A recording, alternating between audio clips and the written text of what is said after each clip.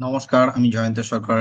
আবার চলে এসেছি আপনাদের সামনে পোস্ট মার্কেট অ্যানালিসিস এর রেকর্ডের সেশন নিয়ে। তো সেখানে আমরা আজকে মার্কেট 11/6/2026 কি করলো সারাদিন ধরে একটু দেখে নেবো, এবং সেখানেও স্টক স্পেসিফিক ভিউ এবং ওভারঅল কালকের যে স্টক পারফরমেন্স গুলো ছিল সেগুলো নিয়ে একটু আলোচনা করি। চলুন ঝটপট করে স্ক্রিন শেয়ার করি, একটু দেখে নিই কি হয়েছে সারা বাজারে আজকে। তো প্রথমে শুরু করার আগে আমরা পোস্ট মার্কেট অ্যানালিসিস এর যে অ্যানালিসিস করি সেটা পোস্ট মার্কেট অ্যানালিসিস বাই আইএলএম। সেখানে রিসার্চ ডিসক্লেমারের সাথে কিন্তু আমরা সম্পূর্ণ জিনিসগুলো আলোচনা করি। তো কাইন্ডলি রিসার্চ ডিসক্লেমারটাকে কেউ পড়তে ভুলবেন না, তারপরে কিন্তু সম্পূর্ণ নিজের রিস্ক নিজের রিওয়ার্ড নিজের কাছে। অ্যানালিসিসে যে প্যাটার্নটা থাকছে সম্পূর্ণ আমাদের, সেখানে কিন্তু টেকনিক্যাল ভিউ থাকে এবং সেই টেকনিক্যাল ভিউটা কিন্তু সম্পূর্ণ থাকছে ক্যান্ডেলস্টিকের উপরে। রিলেটিভ স্ট্রেংথ ইন্ডেক্স পাওয়ারফুল একটা অক্সিলেটরের উপর বেস করে, বলিঞ্জার ব্যান্ডের উপর বেস করে, ওপেন ইন্টারেস্টের উপর বেস করে, এই থাকছে ওভারঅল আমাদের চারটে প্যারামিটার। বেশি হাবিজাবি দেখার প্রয়োজন পড়ে না, এই চারটে ফেয়ার এনাফ। নেক্সট গ্লোবাল কিউজ দেখে নিই, brand code, dollar index.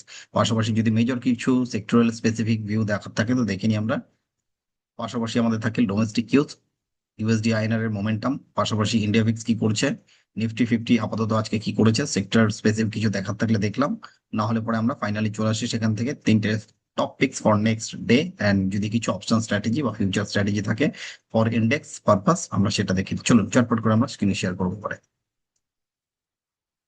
ব্রেন্ট crude কি করেছে বা কি করছে আজকে, এখন অব্দি লাল নিশানের সাথে সে ট্রেড হচ্ছে। সেখানে দেখা যাচ্ছে অলমোস্ট -2% একটা ফল রয়েছে, বাট সেটা কিন্তু আরএসআই 40 অলমোস্ট সাপোর্টের কাছে ট্রেড হচ্ছে। এবং দুদিন আগে কিন্তু একটা আরএসআই তে ডাইভারজেন্স তৈরি হয়েছিল, সেই ডাইভারজেন্সটা হচ্ছে পজিটিভ ডাইভারজেন্স, বাট সেখান থেকে দাঁড়িয়ে বাজার কিন্তু স্ট্রেংথ দেখাতে পারছে না এবং নিচেও পড়ছে না, মানে একটা সাইড ওয়াইজ মোমেন্টামের ভেতরে কিন্তু আপাতত চলে গেছে। তাহলে পরে এখান থেকে ব্রেকআউট হতে গেলে কিন্তু অলমোস্ট এই $97 কিন্তু কেটে উপরে ক্লোজ করতে হবে, তাহলে আমরা ব্রেকআউট মানবো, না হলে পরে কিন্তু মানবো না। তাতে হয়তো আরএসআই 60-র কাছাকাছি যাবে বা 60 ক্রস করে তার উপরে ট্রেড হতে শুরু হবে, তাহলে আমরা জানবো যে হ্যাঁ, ব্রেন্ড করে কিন্তু নতুন করে শক্তি সঞ্চয় হচ্ছে বাজার, কিন্তু সেখান থেকে অন্যান্য যে মার্কেট ইমার্জিং মার্কেট গুলো সেগুলো কিন্তু একটু দুর্বল হতে পারে।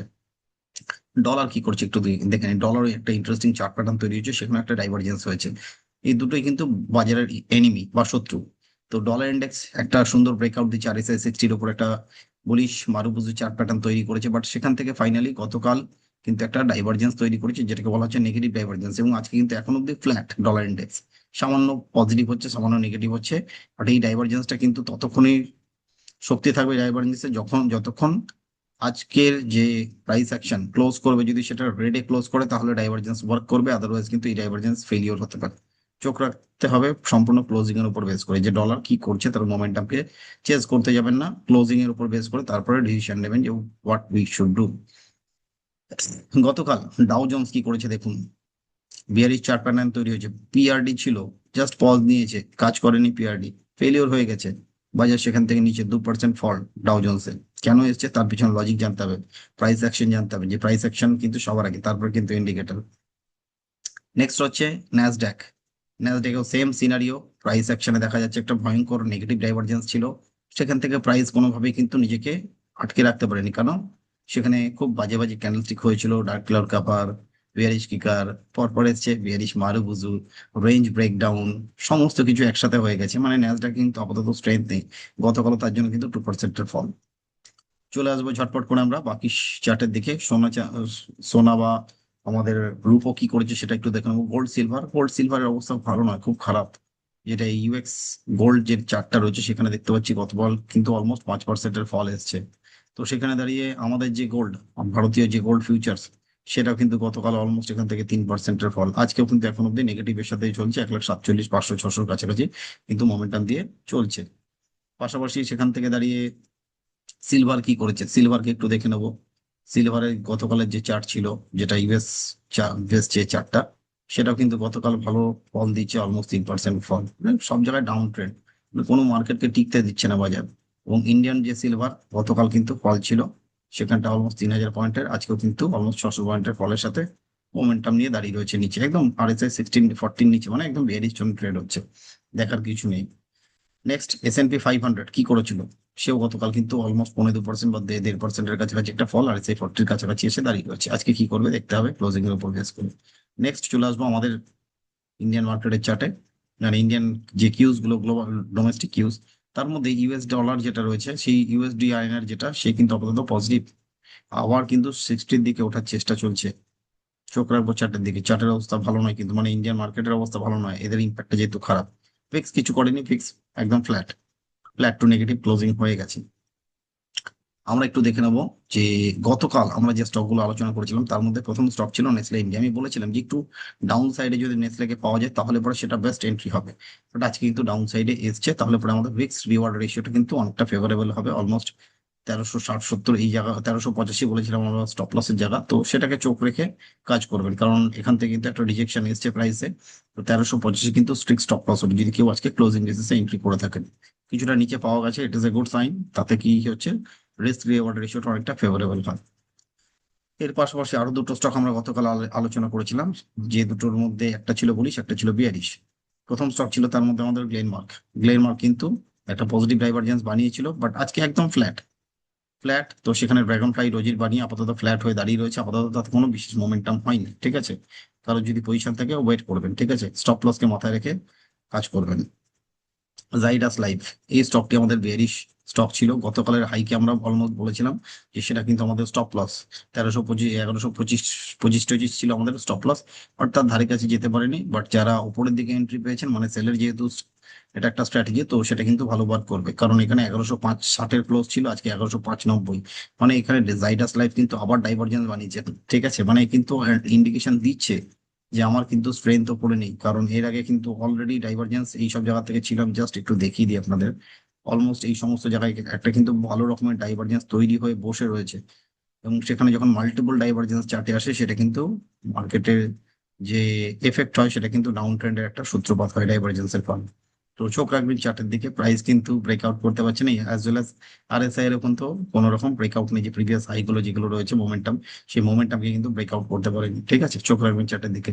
আজকের জন্য নেক্সট যে তিনটে স্টক, সেগুলোর মধ্যে প্রথম স্টক হচ্ছে আমাদের কাছে মানাপুরম ফাইন্যান্স। মানাপুরম ফাইন্যান্সের বর্তমান যে চার্ট স্ট্রাকচার, সে অলমোস্ট 40-র কাছাকাছি সাপোর্ট নিচ্ছে, এবং আজকে ব্রেক ব্রেক ডাউন হয়েছিল, প্রথমে break down in sense gap down opening হয়, এবং সেখান থেকে প্রাইস গতকালের যে ক্লোজ ছিল তার উপরে গিয়ে কিন্তু ক্লোজ করেছে, যেটা আপাতত মনে বলতে পারি যে আপাতত ঠিক আছে, বাট রিস্ক হাই রিওয়ার্ডের কিন্তু এটা একটা স্টক, ঠিক আছে। তো সেই দিকে চোখ রাখবেন, কারণ গোল্ড ফিনান্সিং কোম্পানি, তো প্রত্যেকে কিন্তু আপাতত এই বটমের কাছে রয়েছে। কখন বটম আউট হয়ে উপরের দিকে বেরিয়ে যাবে we don't know, but if anyone want to take risk with the support of 285, then উপরের দিকে রেজিস্ট্যান্স থাকছে 305, তার উপর 317, এই দুটো থাকছে আপাতত রেজিস্ট্যান্স। চোখ রাখবেন চার্টের দিকে। যদি সেখানটা ডেলিভারিতে নিতে চান, stop loss risk reward ratio কিন্তু নিজের উপরে, ঠিক আছে।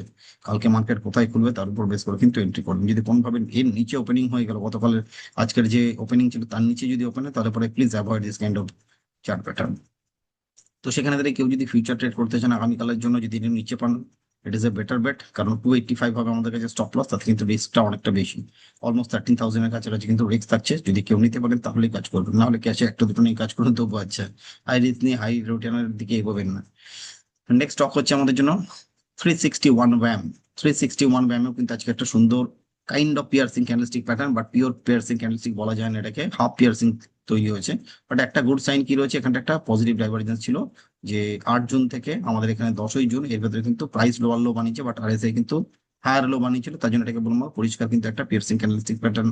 কে আমরা যদি ভ্যালু না দিন, অ্যাটলিস্ট ভ্যালু দেবো আমরা আরএসআই কে, ঠিক আছে। তো আরএসআই অনুযায়ী আমাদের সাপোর্টের যে লেভেল হচ্ছে, বা প্রাইস অ্যাকশন অনুযায়ী সাপোর্টের লেভেল, মেজর সাপোর্টের জোন হচ্ছে এটা 1035, একটা ভালো সাপোর্টের কাজ করতে পারে।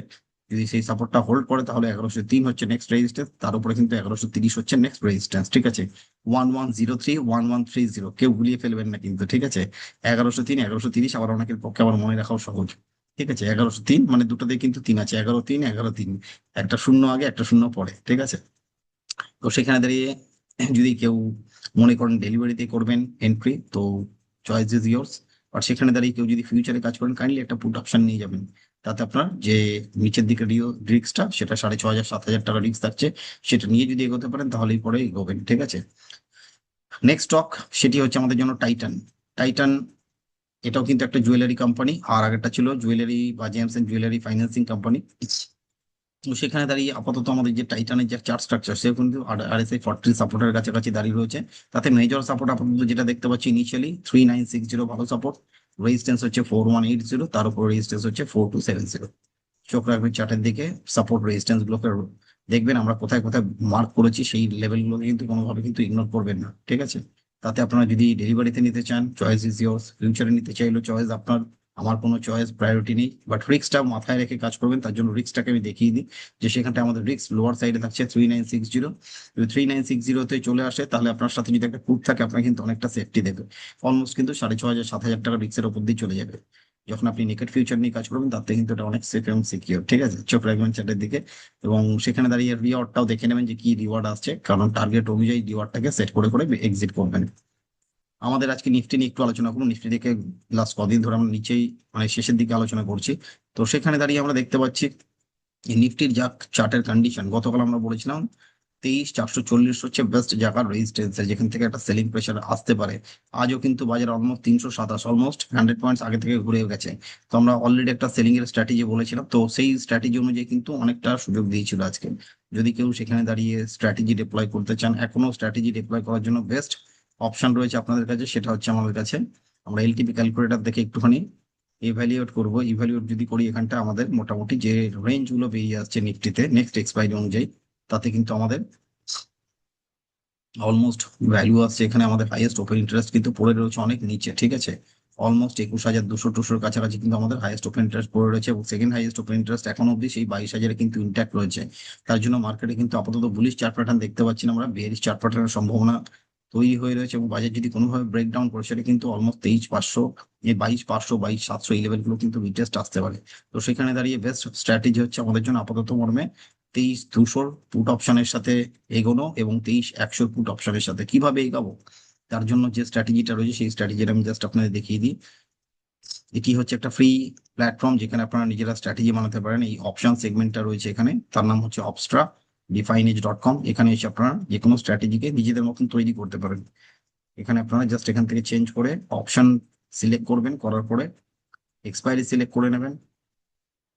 23,200 কল নয়, আমরা ফুটেজটাতে যাবো যেটাকে আমরা লং করে এগোতে পারি, এবং পাশাপাশি এটাকে যদি লং করি পাশাপাশি 100 পয়েন্ট নিচে আমরা একটা পুট অপশনকে সেল করব। যদি আমরা সেল করে কাজ করি তাহলে পরে কিন্তু অনেকটা সেফটি সিকিউরিটির সাথে কিন্তু আপনি নিজের পজিশনকে নিয়ে যেতে পারবেন। তাতে আপনার রিস্ক থাকছে 200, 2800-এর কাছাকাছি, আর 3700-এর কাছাকাছি কিন্তু রিওয়ার্ড থাকছে। তাতে আপনার অলমোস্ট মার্জিন লাগছে 35-36,000 টাকার কাছাকাছি মার্জিন লাগে। তো যদি মার্কেট বেয়ারিশ থাকে এবং এক্সপায়ারি যদি এর নিচে হয় 23,100-র নিচে, তাহলে পরে কিন্তু একটা জ্যাকপট লেগে যাবে, ঠিক আছে? তো চোখ রেখে কাজ করবেন বাজারের দিকে, যে কতটা রিস্ক কতটা রিওয়ার্ড থাকছে সেই বুঝে এগোবেন। ওকে, তো চলুন আজকে আমরা এখানেই শেষ করবো। প্রত্যেকে ভালো থাকবেন, সুস্থ থাকবেন। আবার আবার আমাদের আগামীকাল দেখা হবে এই পোস্ট মার্কেট অ্যানালিসিস এর সেশন নিয়ে। কালকে না, কালকে ফ্রাইডে, কালকে হবে না, আমরা আবার কিন্তু স্যাটারডে করবো, যেখানে আমাদের উইকলি মার্কেট অ্যানালিসিস এর সেশনটা থাকবে। ওকে, চলুন প্রত্যেকে ভালো থাকবেন, সুস্থ থাকবেন। Happy trading, happy investing, good day to everyone.